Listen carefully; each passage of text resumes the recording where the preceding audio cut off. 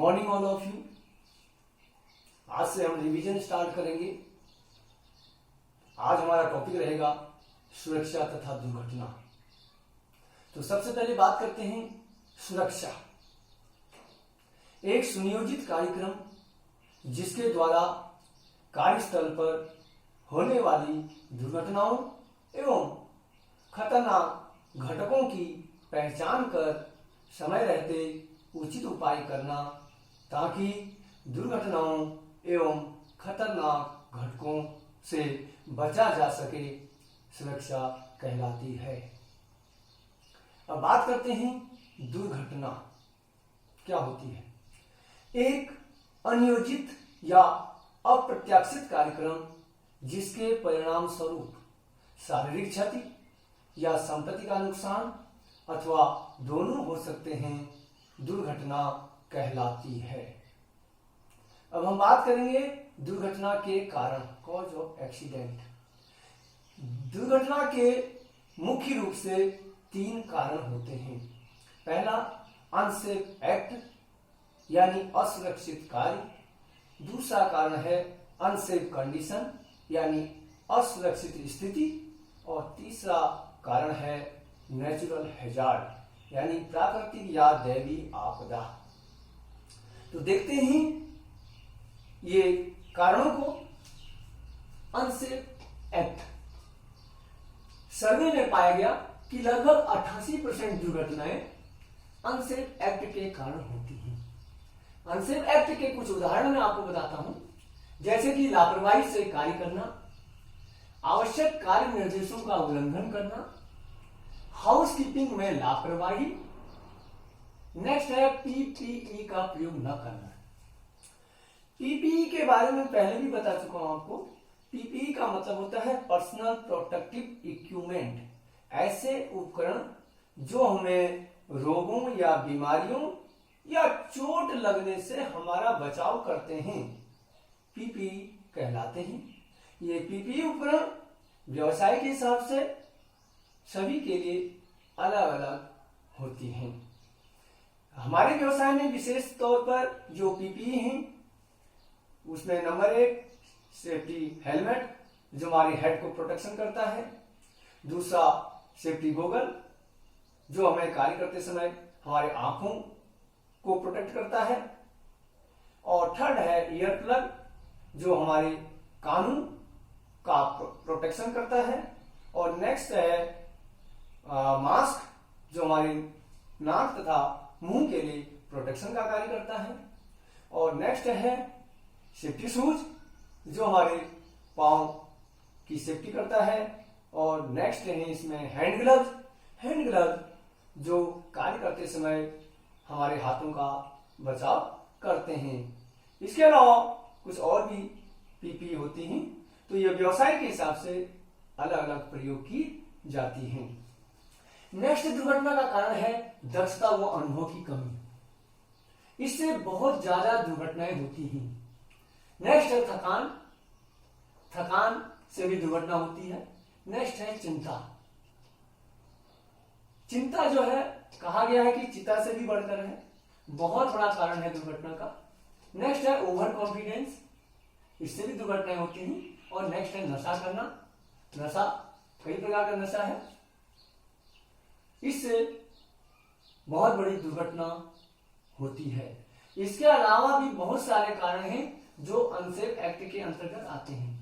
दूसरा सबसे बड़े कारण है अनसेफ कंडीशन। लगभग 10% दुर्घटनाएं जो होती हैं वो असुरक्षित स्थिति के कारण होती हैं। उसमें जैसे कि अपर्याप्त रोशनी, यानी हम जहां पर कार्य कर रहे हैं वहां पर प्रॉपर वेंटिलेशन या प्रॉपर लाइट की व्यवस्था नहीं है, अंधेरा है, उससे बहुत ज्यादा दुर्घटनाएं होती हैं। दूसरा अधिक शोर, ऐसी जगह काम कर रहे हैं मशीन की बहुत ज्यादा नॉइज है। तीसरा है मूविंग मशीन या पार्ट्स का गार्ड ना होना, हम ऐसी मशीन को चला रहे हैं जो रनिंग कंडीशन में है, उसमें सेफ्टी गार्ड नहीं लगा है, बहुत बड़ी दुर्घटना हो सकती है। और कार्य करते समय घड़ी, चेन, अंगूठी इत्यादि पहनना।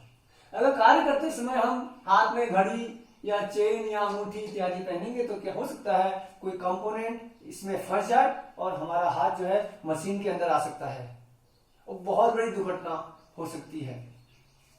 नेक्स्ट है रास्ते में सामान का बिखरा होना। रास्ता बिल्कुल क्लियर होना चाहिए। रास्ते में अगर कोई सामान बिखरा है तो उससे क्या है, हम उसमें उलझ सकते हैं और बहुत बड़ी दुर्घटना हो सकती है। फर्श पर तेल, ग्रीस इत्यादि का गिरा होना। फर्श भी साफ सुथरा होना चाहिए, उसमें विशेष तौर पर तेल, ग्रीस इत्यादि नहीं पड़ा होना चाहिए, नहीं तो हम स्लिप कर सकते हैं। स्लिप करने से बहुत बड़ी दुर्घटना हो सकती है। खराब टूल्स, अगर हम ऐसे टूलों का प्रयोग कर रहे हैं जो बिल्कुल डैमेज हैं, जो स्लिप करेंगे और स्लिप करने से क्या है, बहुत बड़ी दुर्घटना हो सकती है। नेक्स्ट है दो विपरीत गुणों वाले केमिकल को साथ साथ रखना। ऐसे केमिकल हमने साथ साथ रखे हैं जिससे कि आग लगने की संभावना हो सकती है, इसलिए ये हमें ध्यान रखना होगा। इसके अलावा भी बहुत सारी कारण हैं जो अनसेफ कंडीशन के अंतर्गत आती हैं। नेक्स्ट है नेचुरल हैजार्ड। नेचुरल हैजार्ड यानी इसको हम प्राकृतिक या दैवीय आपदा कहते हैं। लगभग 2% दुर्घटनाएं इसके कारण होती हैं। कुछ उदाहरण मैं आपको बता रहा हूं, जैसे कि भूकंप आना जो हमारे हाथ में नहीं है, बाढ़ ये भी हमारे बस में नहीं है, लैंड स्लाइडिंग होना, या फिर अभी 2 दिन पहले वेस्ट बंगाल और उड़ीसा में अम्फान तूफान आया था, उससे भी काफी लोग की डेथ हो गई थी। तो ये हमारे बस में नहीं है। लगभग 2% दुर्घटनाएं इनके कारण होती हैं। एक सर्वे में पाया गया कि लगभग प्रति वर्ष 20 लाख लोगों को कार्यस्थल पर दुर्घटनाओं के परिणाम स्वरूप अंगभंग होने की संभावना रहती है। कहने का मतलब है, अगर हम कार्य करते समय पीपीई का प्रयोग नहीं करते हैं तो उससे बहुत बड़ी दुर्घटना हो सकती है।